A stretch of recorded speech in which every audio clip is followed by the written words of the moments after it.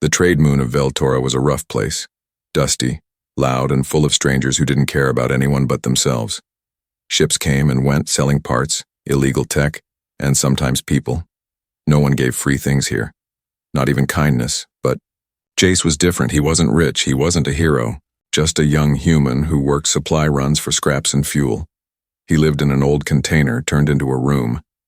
Every day he carried boxes from ship to ship, hoping he'd earn enough to leave this moon someday. One evening, after a long, hot shift, Jace sat on a low wall near the cargo yard. He opened his small pouch. Inside was his final snack, one last piece of Earth-made chocolate, something rare and expensive in this part of the galaxy. He stared at it, almost not wanting to. Eat it, then. He heard a sound, a soft cough. He turned his head. Near the junk piles just beyond the loading zone, someone was watching him. It was a girl, alien, thin, dust-covered from head to toe. Her skin was a soft lavender color, cracked and dry. She wore a ragged cloth that barely looked like clothes. Her hair was tangled, her eyes hollow, but glowing faintly, like starlight through tears. She didn't speak. She just stared at the chocolate.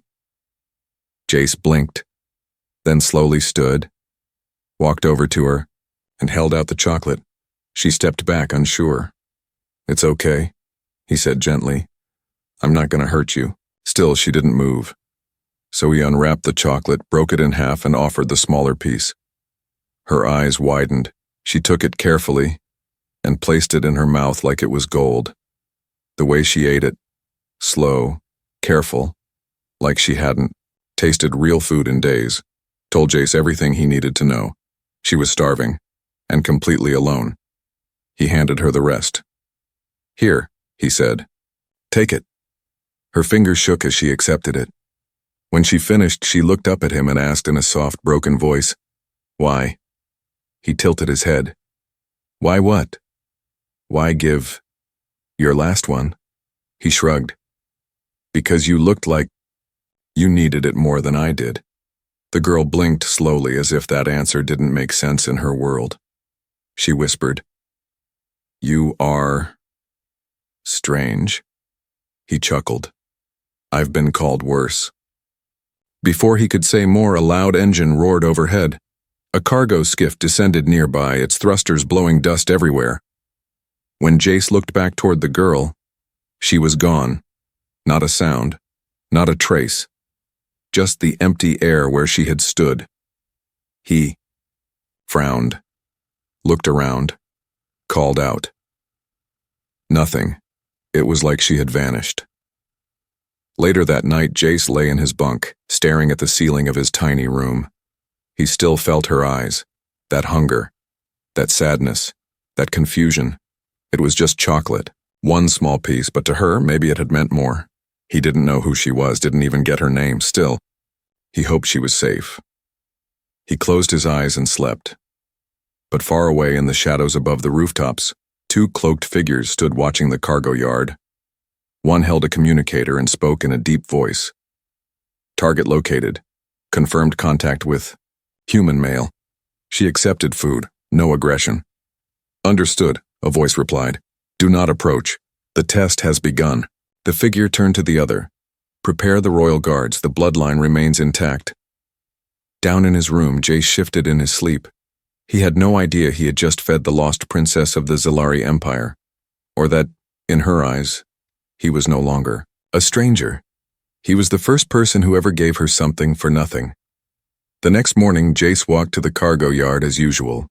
Same noise, same dust, same hot wind blowing in from the fuel fields. But something felt off. He glanced toward the junk pile where the alien girl had stood. Empty, not just quiet, completely clean. The cloth she wore, the footprints in the dust, even the dark spot where she sat, gone, like she was never there at all. He checked with a street vendor nearby. "Did you see a girl here last night?" "Alien, purple skin, maybe this tall." The vendor scratched his head. "Nobody sits there, kid. Too close to the heat vents." "What about a patrol? Anyone strange?" Everything's strange around here, the vendor muttered.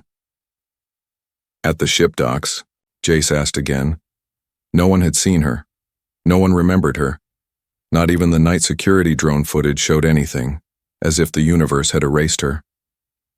That evening, back at his room, Jace sat on the floor, still thinking about her. Something wasn't right. She had been real. Her voice, her hunger, the way she had whispered why. He hadn't imagined it. Then, a knock. Soft. Calm. He opened the door. 2 people stood outside, not from around here. One was tall, pale, dressed in clean gray. The other had golden implants on his jaw and gloves too perfect for manual work. They smiled politely. "Good evening," said the taller one. "We're looking for someone." Jace didn't answer. "We're told you were seen near the outer cargo yard yesterday, that you gave something to a visitor." Jace's heart thumped. "I gave water to a trader," he lied. "That's it." The man smiled wider. "Chocolate, actually." Jace froze. Strange thing to carry, that kind of food, especially for someone who barely earns enough for fuel. "What's your point?" Jace asked sharply. The second man stepped forward. "Just wondering who was worth your last chocolate." "Someone special?" "I didn't catch her name," Jace said carefully. They stared at him for a moment too long. Then the tall one nodded. "Thank you for your honesty." They turned and walked away. That night, Jace locked his door tight. But someone still tried to open it. A slow turn of the handle. A shadow outside the frosted window. He grabbed a wrench and backed into the corner. But after a minute, the shadow left. He didn't sleep. The next day, posters appeared across the district. Wanted, missing princess of Zalari Empire. Reward, 5,000 credits, approach with respect, do not harm. The photo showed a girl dressed in glowing silver, silk, a royal crest on her chest, eyes bright and strong. But Jace knew those eyes. He had seen them starving dry and full of quiet fear. It was her, the girl in the dust, was royalty. Suddenly, his hand trembled. He remembered a mark on her wrist, just a flicker of it under her dirty sleeve. He didn't recognize it then. Now it was on every poster. He'd fed a missing princess and walked away like she was just a hungry girl. He looked around the plaza. Too many eyes, too many ears. He turned and ran back toward his room, weaving through the market. But someone was following him. He ducked behind a wall, heart racing. Then he saw it, a silent drone, shaped like a black beetle, floating just inches from the roof above his door. It was scanning, searching, recording. Jace didn't go inside. He turned and walked in the other direction. Fast. He didn't know where he was going, but he knew one thing. This wasn't about kindness anymore. He was in the middle of something far bigger than chocolate, and someone out there was either trying to find her or trying to make sure no one else ever did. Jace sat alone in the far corner of a rundown canteen. The lights above him flickered. The food machine buzzed, but he didn't touch the tray in front of him. His eyes were locked on the small poster screen across the wall, where the news repeated. Again, still missing, Princess Kaelari of the Zalari Empire. Disguised, possibly injured. Large reward offered. Approach peacefully. Royal seal located on inner left wrist. Bio-coded, cannot be removed. The image rotated, zoomed in on her face, and Jace leaned forward. Because in that moment, it all made sense. He remembered when he gave her the chocolate, how her sleeve had slipped just a little. There it was. A faint glowing symbol on her wrist. He hadn't noticed it clearly in the moment, but now he couldn't forget it. 3 sharp stars arranged, in a triangle, exactly like the one on the screen. He whispered to himself. That was her, the girl in the dirt, the starving alien who looked at him like kindness was a trick. She wasn't just anyone. She was the crowned princess of the most powerful alien empire in the sector, and now everyone was looking for her. Jace stood quickly. He left the canteen and kept his hood low, walking fast. He didn't know what to do. Should he tell someone? Turn himself in? What if the wrong people found out? His thoughts were spinning when someone bumped into him hard. "Watch it," the man growled. Jace mumbled sorry and kept walking. But the man turned and looked after him, then tapped something on his wrist. A few minutes later, Jace reached an old stairwell behind the trade station's supply docks. He needed air. He needed space to think. He leaned on the railing and stared out at the shipping field below. Cargo ships blinking red, people moving like shadows. It all felt so small now. One small moment, one chocolate, and everything had changed. He heard a sound behind him, a soft click. He turned fast. A drone hovered a few feet away. Sleek, black, armed, too advanced for local use. Jace ran, down the steps, across the docks, through the repair alleys. Another drone appeared from the left, then a third. No alarms, no lights, just silence, like wolves that hunted in shadows. He ducked into an old junk garage where he knew the back door was loose. He slammed it shut behind him and locked it with a metal rod, panting, hands on knees. Then he looked up, and his breath caught. She was there, standing in the corner, the girl, Kaylari. But not as he remembered, no longer hunched or shaking. She wore dark traveler's gear now, patched and simple, but her posture was tall, confident. Her eyes still glowed faintly. She stared at him without fear. "You followed the signs," she said quietly. Jace stepped forward. "I didn't mean to." "I know." He looked at her wrist. The mark pulsed softly under her sleeve. "You're really her," he said. "You're the princess." She nodded once. "I was." "You're in danger." "So are you." Jace opened his mouth to speak, but she raised a finger. From the shadows behind her, two silent guards appeared, dressed in cloaks, faces hidden. One held a short blade that shimmered with energy. The other scanned Jace's face and nodded. "He is the one. The last contact." Kaylari took a slow step closer. "They will come for you, because you saw me, because you gave me something they could not understand." "Chocolate?" he said weakly. She smiled, and for a moment she looked like that starving girl again. "No," she said. "You gave me kindness without cost, and in this galaxy, that is dangerous." Suddenly, a loud pulse shook the walls. One of the guards turned to the window. "Drones inbound, military grade." Kaylari's expression turned sharp. She looked at Jace. "You helped me once." He nodded. "Will you trust me now?" He didn't hesitate. "Yes." She extended her hand. "Then run with me." The metal garage shook again as another sonic pulse hit the outside wall. Dust fell from the ceiling.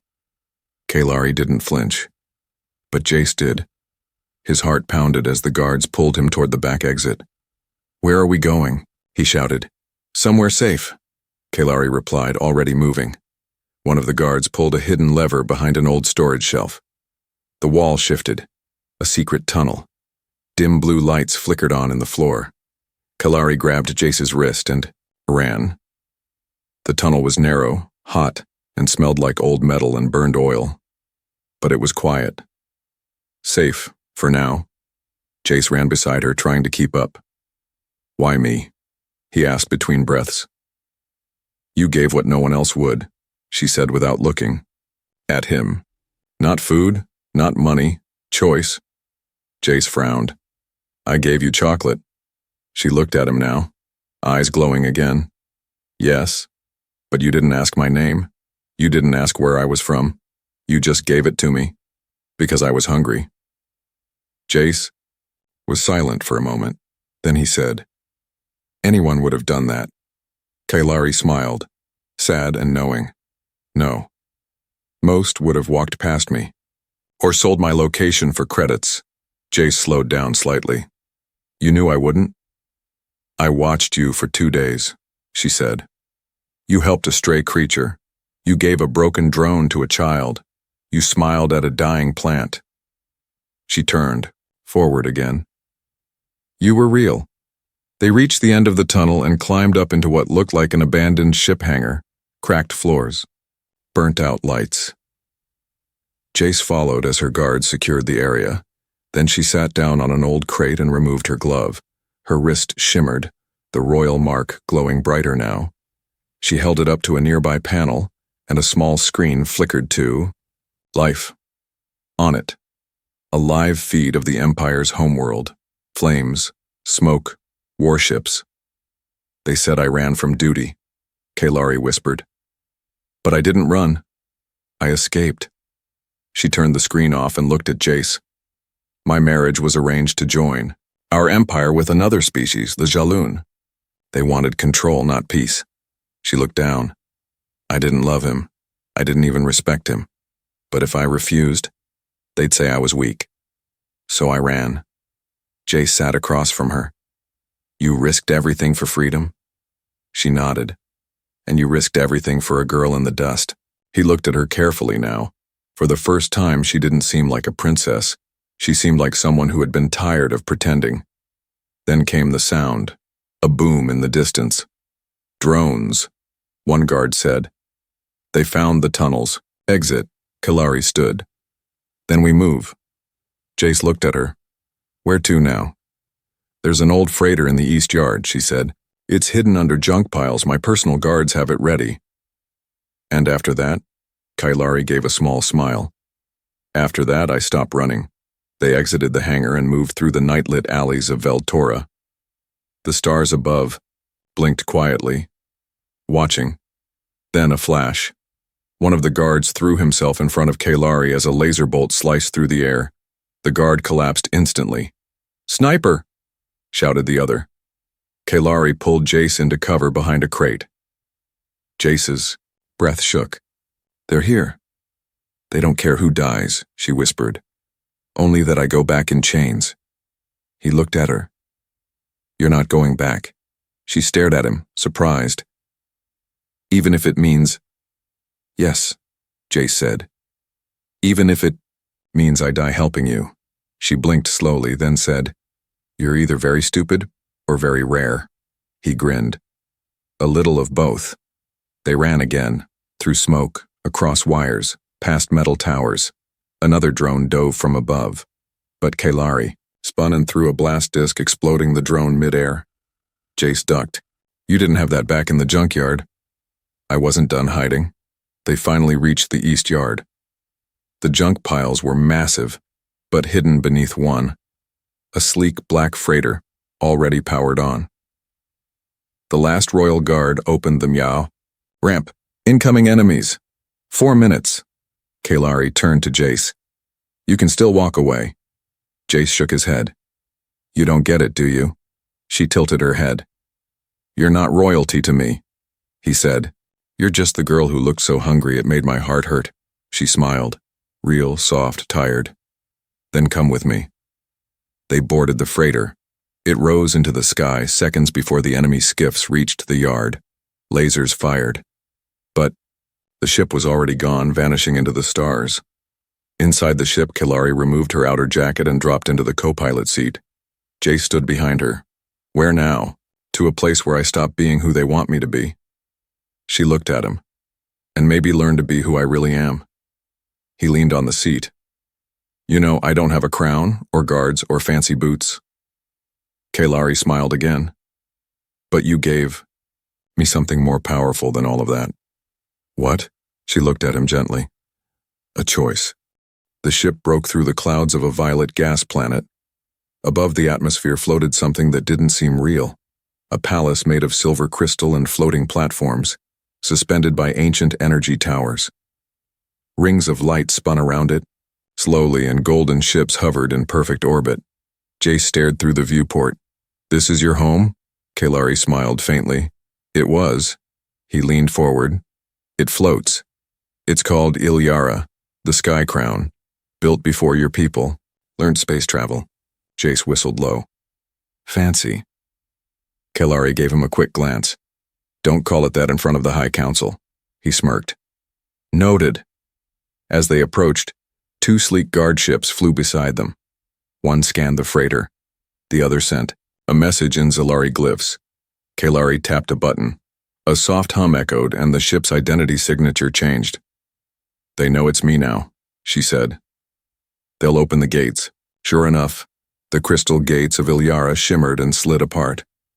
Their ship entered the palace sky hangar, surrounded by silver-robed guards with bright halberds and glowing visors. Jace stepped back from the window. They don't look happy. They never are, Kalari muttered. The ramp lowered. Kalari stepped out first, straight-backed, calm.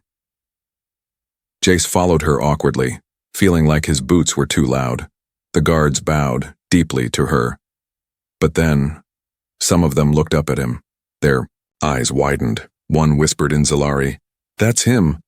Another asked, "The human?" Jace looked around. "Are they talking about me?" Kalari didn't stop walking. "Yes." "Why?" She turned slightly. "Because I brought you."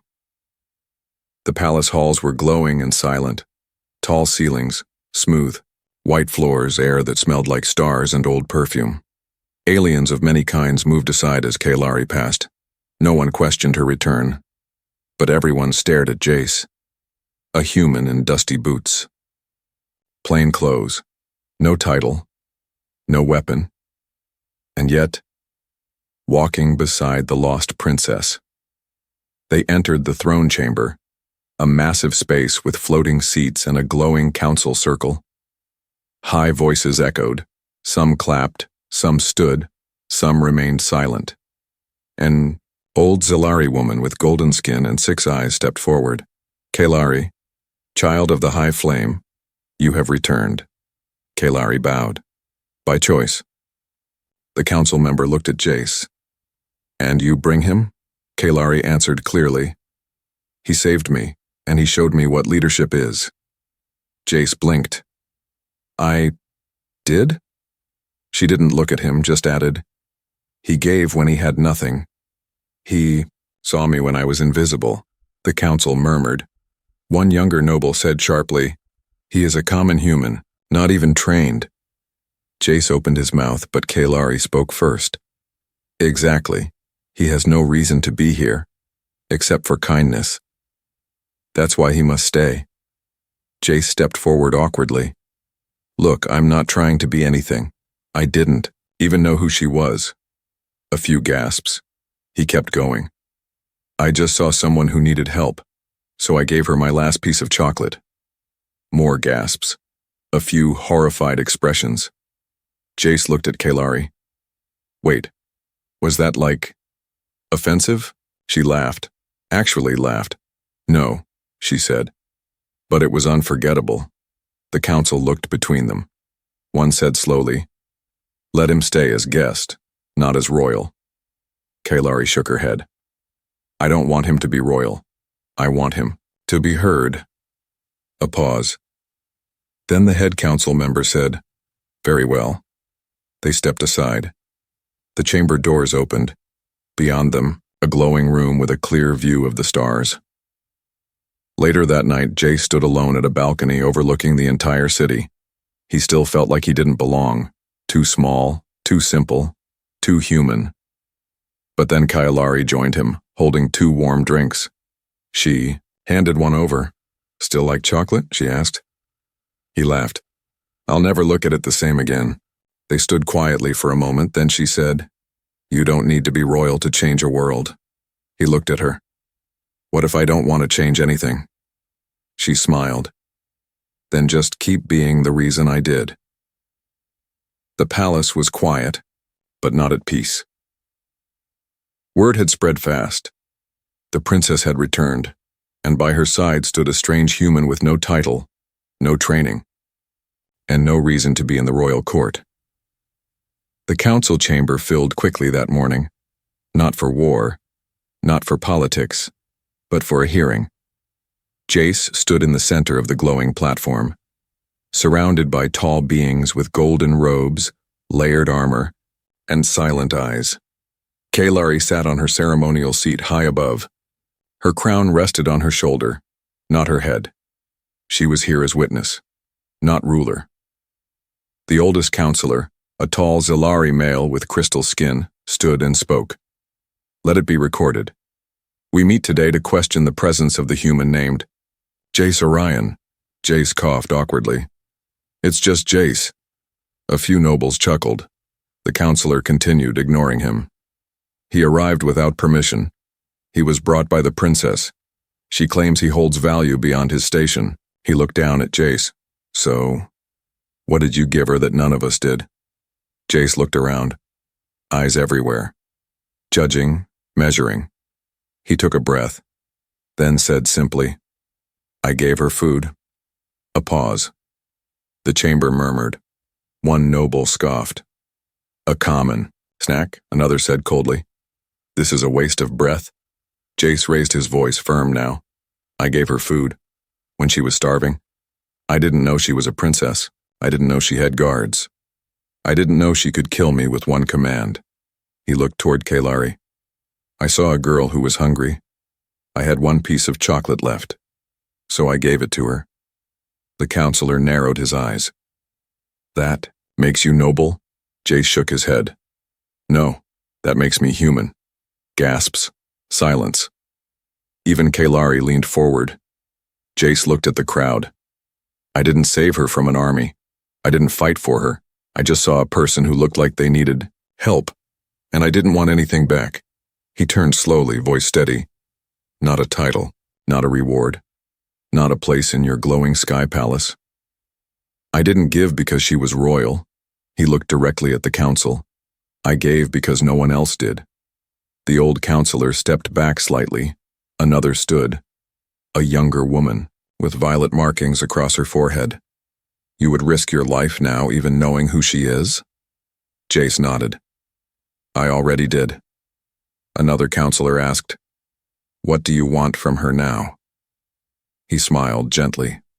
Nothing. Kaylari blinked. He continued. I already got what I wanted. I got to see that kindness still matters, even in your world. A long pause followed. Then Kaylari stood. Her voice echoed across the chamber. You all know me. You know my rank, my role, my blood.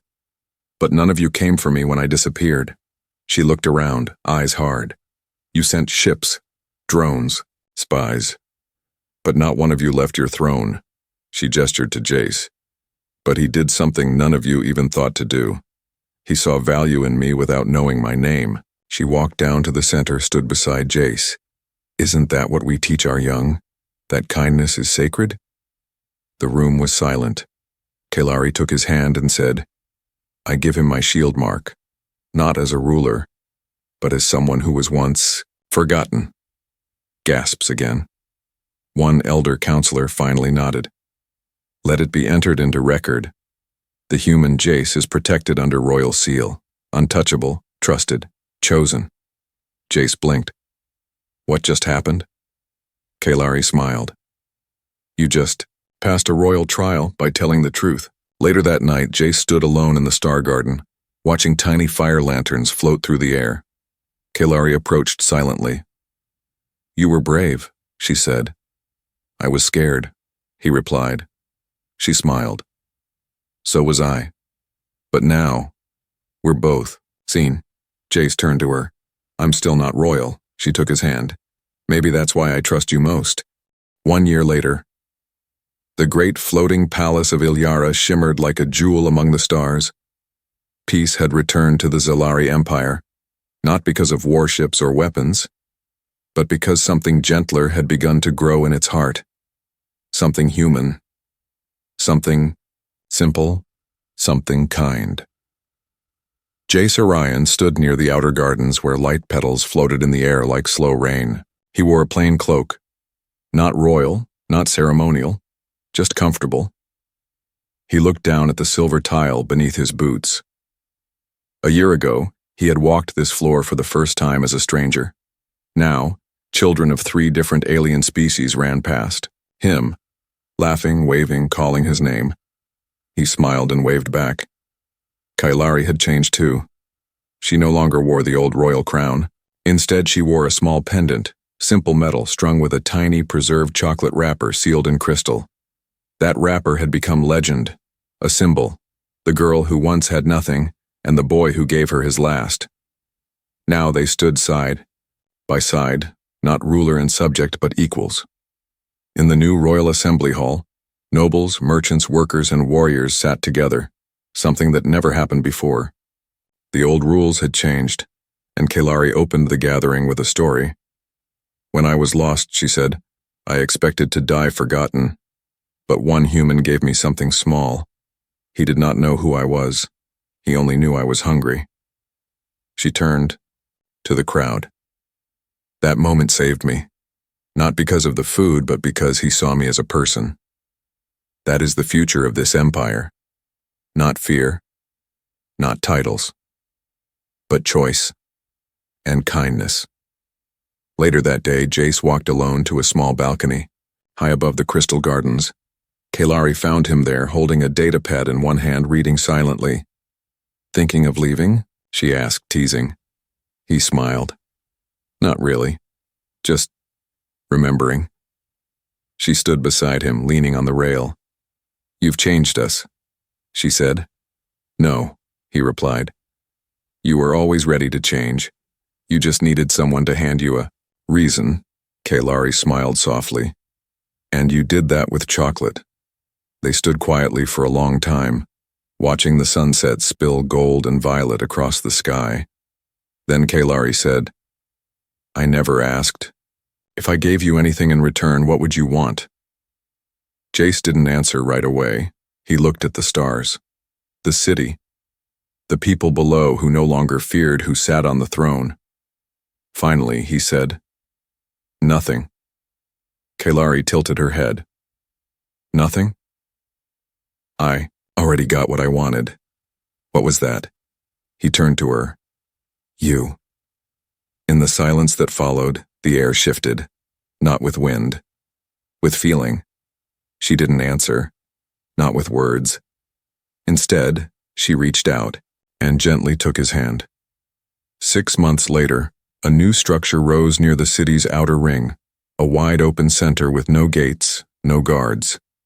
Above the entrance was a plaque, carved in 3 languages. It read, The House of Simple Gifts. Dedicated to those who give with no thought of return. Inside, children learned diplomacy, elders told stories, alien cultures shared food, books, art. And every day a simple human sat on the floor with a worn blanket and a bag of sweets, handing them out freely to whoever was kind enough to ask. One day, a young girl with 6 eyes and nervous hands approached Jace.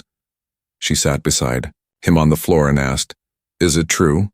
You saved the queen with chocolate?